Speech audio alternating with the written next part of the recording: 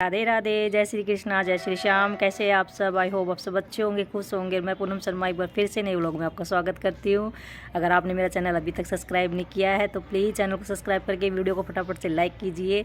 और आज मैं आपको बताने वाली हूँ एक बहुत ही अजीब गरीब किस्सा जो हमारे पापा जी के साथ हुआ, वो हमारे नए मकान में। मतलब बहुत ही अजीब किस्सा था। अगर आप भी सुनोगे तो सोचोगे कि मैं कोई ऐसे ही कहानी बता रही हूँ, लेकिन ऐसा कुछ नहीं था। हमारे मतलब मम्मी ने जब नया मकान बनाया ना, मैंने पहले व्लॉग में आपको बताया था, अगर आपने नहीं देखा तो प्लीज़ उसको ज़रूर देखिएगा। हमारा जब मकान बनाया तो हमें ये नहीं पता था कि इस मकान में क्या कितनी प्रॉब्लम है। और जो मतलब नीम रखी गई थी, उस नीम में किसी ने कुछ ऐसा दबा दिया था कि हमारे घर में धीरे धीरे धीरे धीरे अशांति पैदा हो गई थी। मेरी मम्मी इतना ज़्यादा कमाती थी, सरकारी जॉब थी, मेरे पापा भी गाड़ी चलाते थे, थोड़ा बहुत वो भी कमाते थे, लेकिन एक रत्ती नहीं बचती थी। ऊपर से सर पे कर्जा ही होता जा रहा था, घर की सुख शांति बिल्कुल भंग हो चुकी थी।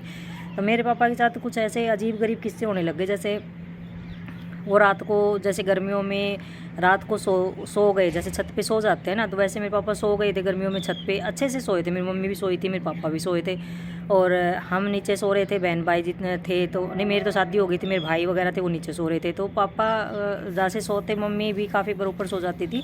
तो उस दिन मम्मी ऊपर नहीं सोई थी, उस दिन मम्मी नीचे ही थी भाइयों के साथ। तो पापा जब जैसे सुबह उठे ना, तो पापा की पूरी शर्ट ऊपर से ऐसे लाल खून में तर हो रखी थी कि मतलब जिसने किसी ने मर्डर करके, वो बोलते ना किसी का मर्डर कर दिया, उस हिसाब से पूरी शर्ट एकदम। मेरे पापा ने देखा उठे तब कि शर्ट एकदम खून से लथपथ ऐसे क्यों हो रखी थी। ये ना मेरे पापा को कहीं चोट लगी, ना कोई मतलब जानवर खाया, ना कुछ हुआ। और मतलब ज़मीन में भी ऐसे मतलब कोई खून के निशान नहीं थे, ना पापा के कोई चोट का निशान था। तो हैरानी की बात ऐसी हो गई कि ये हुआ तो हुआ कैसे। मतलब मम्मी घबरा गई। फिर मेरे को बुलाया गया कि मैं यहीं थी ना पास में।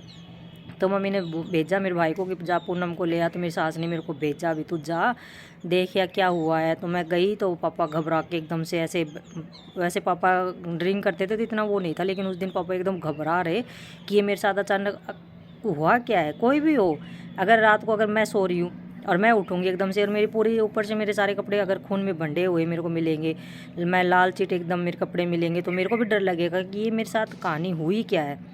लेकिन हमें कुछ समझ में ही नहीं आया। उसके बाद तो ऐसी ही घटनाएं घटने लग गई घर में।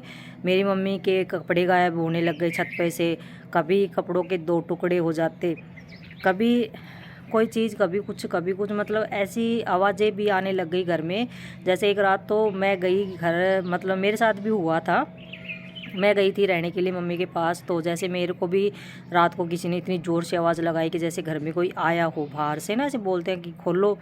तो मैंने मेरी मम्मी को बोला नींद में से उठ के, मम्मी पापा आ गए, दरवाज़ा खोल दे। मम्मी ने बोला नहीं, तेरे पापा तो कब के आ चुके हैं, सो रहे हैं तेरे पापा तो उस टाइम भी मैंने इग्नोर मार दिया। लेकिन बाद में हमें पता लगा कि किसी से, पंडित से किसी से पूछताछ करवाई, तो बाद में अचानक पतला मतलब ये किसी ने बताया कि आपके घर में ना किसी ने कुछ करवा दिया है। और वो मतलब आप, मेरे पापा पे करवाया था किसी ने, पहले तो मेरे पापा पे ही करवाया कि इनके ऊपर किसी ने कुछ करवा दिया है और इनका कुछ नहीं पता है ये इनके साथ कब क्या हो जाए।